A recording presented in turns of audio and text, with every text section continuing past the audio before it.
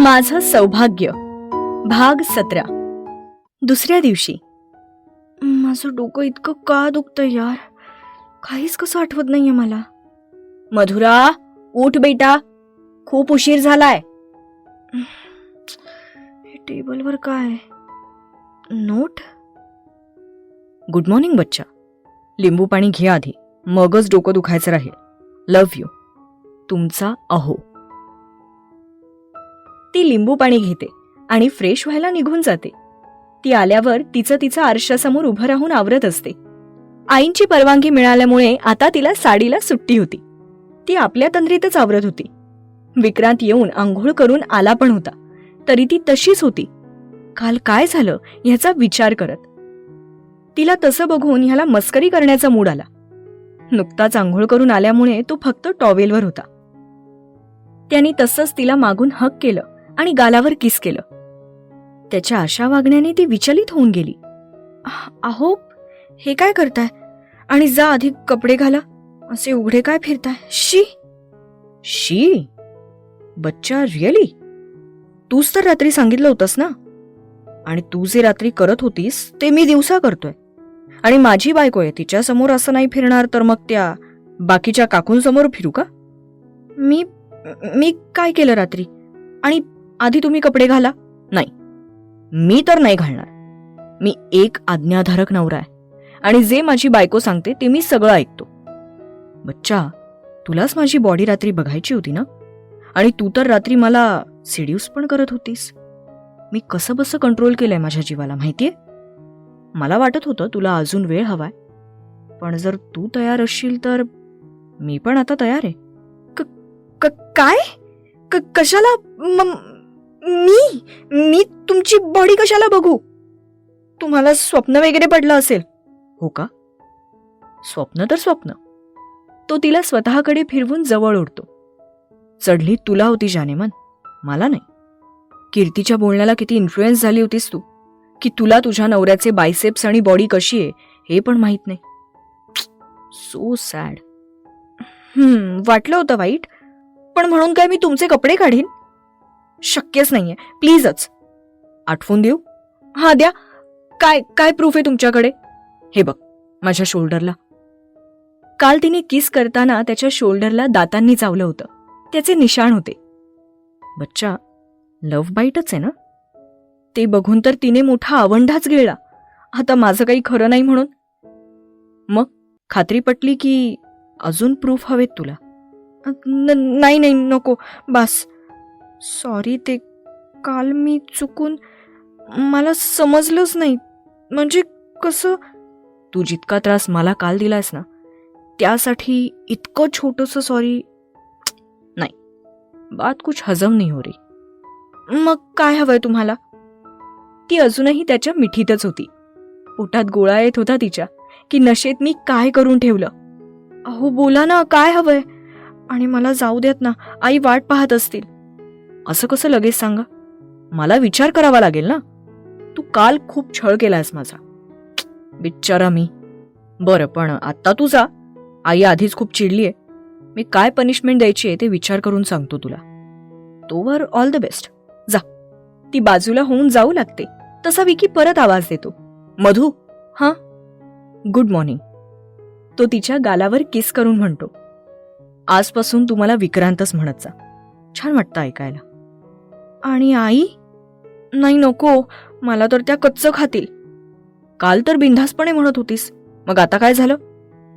बरं, असं करूयात आपण, जेव्हा आपण दोघेच असू ना तेव्हा विक्रांत म्हण, आणि बाकीच्यांसमोर तुझं ते क्यूटवालं अहो. चालेल. बरं, जा आता. इकडे आईंना घाबरून मधुरा पटापट आवरू लागते. विकीनी तसं आधी सांगितलं होतं की डोकं दुखतंय म्हणून जास्त वेळ झोपलीये. ती नीलची रूम साफ करायला येते तर तोही तिच्याशी काही बोलत नव्हता. नीलदा, आय हेट यू. मधुरा. काय? नीलदा, मी काय केलं? माझं काही चुकलं का? चुकलं? तू जाऊन विकीला विचार ना. तुला असं वागताना काहीच कसं वाटत नाही ग मधुरा? प्लीज, मी काहीच नाही केलंय नीलदा. ती रडकुंडीला आली होती. ठीक आहे, तरी पण आय हेट यू. मला जरा काम आहेत, आपण नंतर बोलू. बाय. लंचला पण ती गप्पच होती. आधीच आपण काय केलं हे आठवत नव्हतं, त्यामुळे अजून काही बोलायला जावं तर अंगलट यायचं, म्हणून ती गप्पच बसली होती. आई बाबांना वाटलं की डोकं दुखतंय म्हणून गप्प असेल. नील आणि विकी मात्र तिच्या त्या फेसला आणि कंडिशनला बघून गालातच हसत होते. तिने बघितलं की गप्प बसायचे. सगळं आवरून ती वर टेरेसवर गेली आणि तिने प्राजक्ताला कॉल केला आणि काल काय काय झालं ते विचारलं. प्राजूकडून कालची हकीकत ऐकल्यावर तर तिला सगळं एक वेळ गरगर फिरतंय असंच वाटायला लागलं. नंतर प्राजूने तिचे कालचे काढलेले व्हिडिओ पण पाठवले. त्यात ती टेबलवर चढून नाचली होती, जॅकेट फेकलं होतं, मांडी घालून टेबलवर बसली होती. आता तर विक्रांतला फेस करायची पण तिला लाज वाटत होती. ती बाहेरच घुटमळत होती. रात्रीची जेवणं झाली, सगळे झोपायला गेले तरी ती हॉलमध्येच टीव्ही बघत बसली होती. तिची ती अवस्था विक्रांतला आता बघवत नव्हती, म्हणून तोच हॉलमध्ये आला आणि तिला रूममध्ये चल म्हणून सांगू लागला. ती नकोच म्हणत होती. आत गेल्यावर त्याच्या प्रश्नांची उत्तरं द्यावी लागतील म्हणून. शेवटी त्याने तिला दोन्ही हातांनी उचलून बेडरूममध्ये आणलं आणि बेडवर स्वतःजवळ झोपवलं. ती त्याच्याकडे तोंड पण करत नव्हती, तसा तो अजून जवळ आला. तुला कोणत्याच प्रश्नांची उत्तरं द्यायची गरज नाहीये बच्चा. पण मग तुम्ही आणि नीलदा, माझा राग. आम्ही दोघंही तुझी मस्करी करत होतो. जे झालं ते झालं, त्याचा इतका विचार नको करूस. मी आहे ना. काही जास्त झालं नाहीये काल रात्री. तू माझी बायको आहेस आणि तुला मला जाणून घेण्याचा पूर्ण अधिकार आहे. तो माझा भूतकाळ असो किंवा माझं शरीर. समजलं बच्चा? तू वाईट का वाटून घेतेस? हा, थोडा त्रास दिलास तू, पण तो तर मी आरामात सहन करू शकतो. तितका स्ट्रॉंग हा बॉक्सर नक्कीच आहे. आता डोक्यातल्या विचारांना पूर्णविराम दे आणि माझ्याकडे बघ. त्याने तिचा चेहरा स्वतःकडे वळवला आणि तिच्या कपाळावर ओठ टेकवले. तिच्या डोळ्यातून आपसुकच अश्रू ओघळले. अजूनही ती त्याच गिल्टमध्ये होती. अंग थरथरत होतं तिचं. त्याने तिच्या थरथरणाऱ्या ओठांवर ओठ टेकवले आणि ती शांत होईपर्यंत किस करत राहिला. ती तशीच त्याच्या कुशीत झोपी गेली. I love you Madhura. मधुराला नोट्स आणायचे होते म्हणून ती आणि प्राजू बाहेर भेटणार होत्या. हे बार्बी, तू अजूनही पबमध्ये झालेल्या गोष्टींचा विचार नाही करत ना? नाही ग जान. By the way, thanks for this notes. अजून 3 असाइनमेंट्स पेंडिंग आहेत माझ्या.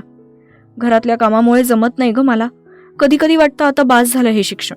आता नेक्स्ट इयरला ॲडमिशन नाही घेत मी. खूप दमछाक होते ग माझी.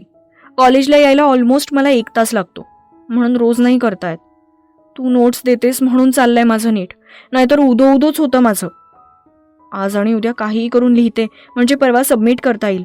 फायनल डेट आहे ना, नाहीतर इंटरनल मार्क्स नाही मिळणार मला. बार्बी, का टेन्शन घेतेस तू? होईल सगळं नीट. तू इतकी धीराची आहेस तरी असा विचार करतेस.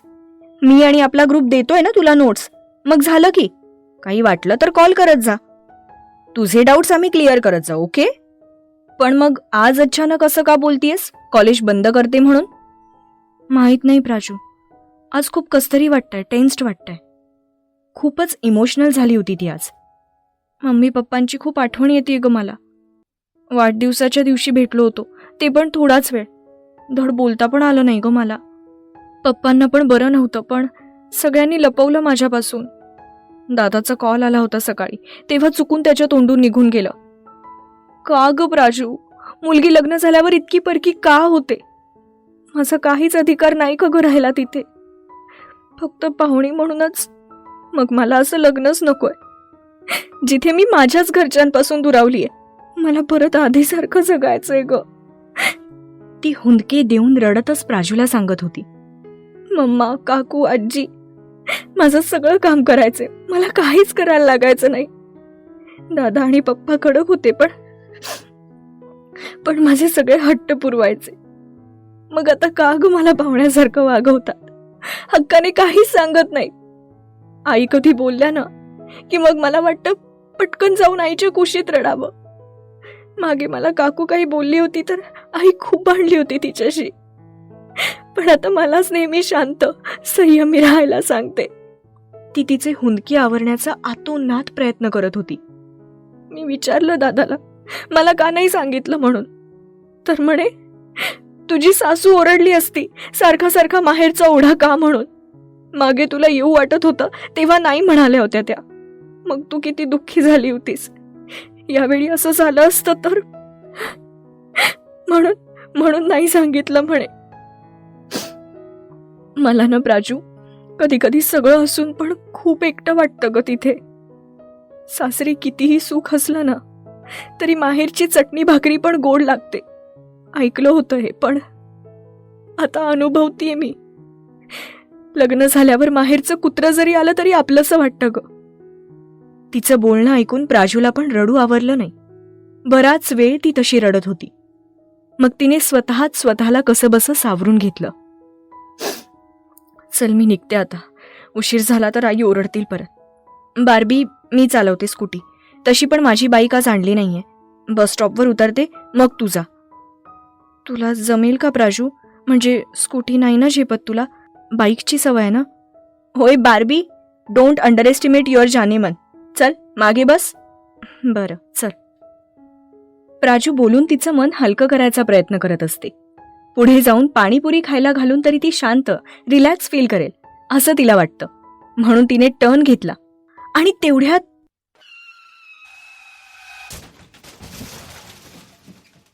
आई ग प्राजू, एका कारने त्यांच्या गाडीला धडक दिली होती. हे बार्बी, तू ठीक आहेस ना? हो मी ठीक आहे. तू ठीक आहेस ना? ओय, दिसत नाही का तुम्हाला? डोळे फुटलेत का तुमचे? मधुरा ओरडून मागच्या ड्रायव्हरला म्हणते. चूक तुमची पण आहे ना? अच्छा, चोर तो चोर, वर शिरजोर. तू आमची गाडी ठोकलीस आणि वरून आम्हाला अक्कल शिकवतोस. देव का तुझ्या एक लावून. प्राजू म्हणते. तसा गाडीच्या आतला माणूस म्हणतो. हे बघा, चुकून झालं, सॉरी. सॉरी म्हणलं की झालं का? इतकं नुकसान झालं आमचं, लागलं त्याचं काय? माफी सुद्धा लोक उपकार केल्यासारखी मागतात. मधुरा म्हणते. हे बघा, तुम्ही पण चुकलात, अजून आम्हालाच सुनावताय. आणि काय किती नुकसान झालं असं, देऊन टाकतो ना तुमचे पैसे. ए टाटाची औलाद, आम्ही काय भिकारी नाही आहोत तुझ्याकडून पैसे घ्यायला. प्राजू पण रागात म्हणते. हे बघा, तुम्ही खूप बोलताय, आधीच माझं डोकं खराब आहे. बरं झालं तुम्हीच सांगितलं की तुमचा वरचा पार्ट खराब आहे. मधुरा म्हणते. यू ए हात खाली. चल जॉन, मूर्खाच्या नादी लागू नकोस, काही उपयोग नाही होणार. चल बार्बी. हा चला निघा. चल ड्रायव्हर, आणि नीट बघून चालवत जा ना, काही कमी जास्त झालं असतं म्हणजे त्या पोरींना. बार्बी, गाडी बरीच डॅमेज झालीय ग, आणि तुझ्या हातापायाला पण लागलंय बघ ना, किती खर्चटलंय. चल आपण डॉक्टरकडे जाऊ. नको प्राजू, मी घरी जाते, जास्त काही नाही झालंय. मी लावेन औषध घरी गेल्यावर, ओके? बार्बी, जीजू ओरडतील का ग तुला? मला तर नाही वाटत असं काही. बघू, रात्री करेन मी तुला कॉल. तू जा आता, खूप लेट झालाय आधीच. घरी पोहोचल्यावर मेसेज कर. ती कशीबशी घरी पोहोचते. विक्रांत आज रोजच्यापेक्षा लवकर आला होता आणि नीलही घरीच होता.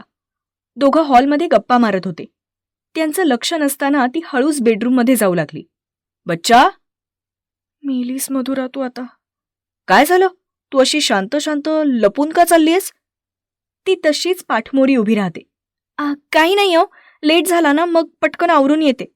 ठीक आहे जा, आई बाबा बाहेर गेलेत, थोड्या वेळाने येतील जेवायला. Okay okay. ती पुढे जाणार तेवढ्यात तोच व्यक्ती तिला समोरून येताना दिसतो. तू तू इथे काय करतोयस?